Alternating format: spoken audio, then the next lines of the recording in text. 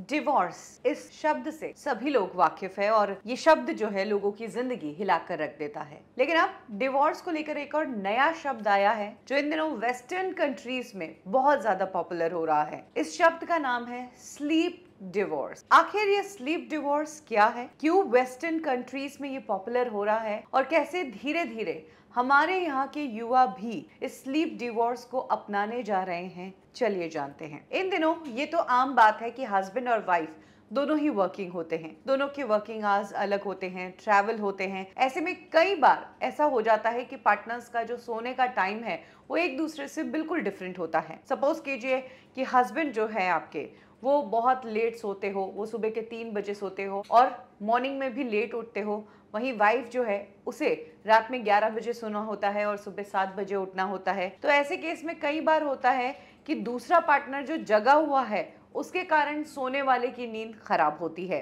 और जब नींद पूरी नहीं होती है तो उसका असर हेल्थ पे पड़ता है, मूड भी चिड़चिड़ा रहता है और सुबह उठकर और हस्बैंड वाइफ में झगड़े होते हैं। ये झगड़े इनिशियल दौर में तो बहुत छोटे होते हैं, लेकिन सेम बात पर जब हर रोज झगड़ा होने लगे और स्पाउस की एक ही आदत से जब हर रोज हस्बैंड या वाइफ परेशान हो तो फिर यही झगड़े जो है वो डिवोर्स का कारण बन जाते हैं।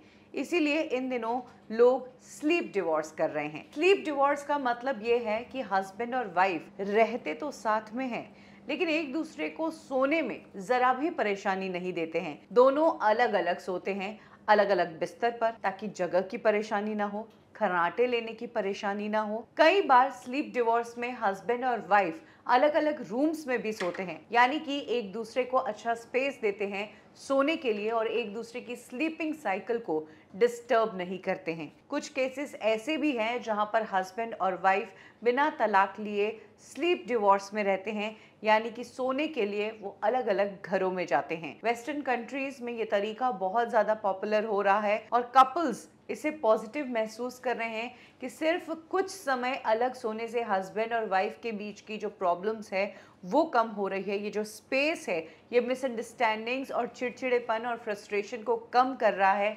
यही कारण है कि वेस्टर्न कंट्रीज में लोग इस स्लीप डिवोर्स को बहुत अपना रहे हैं और उन्हें असर भी नजर आ रहा है। और धीरे धीरे अब ये कल्चर इंडिया में भी आना शुरू हो गया है, जहां पर हस्बैंड और वाइफ या तो अलग अलग बेड पर सोते हैं या फिर अलग अलग रूम्स में सोते हैं।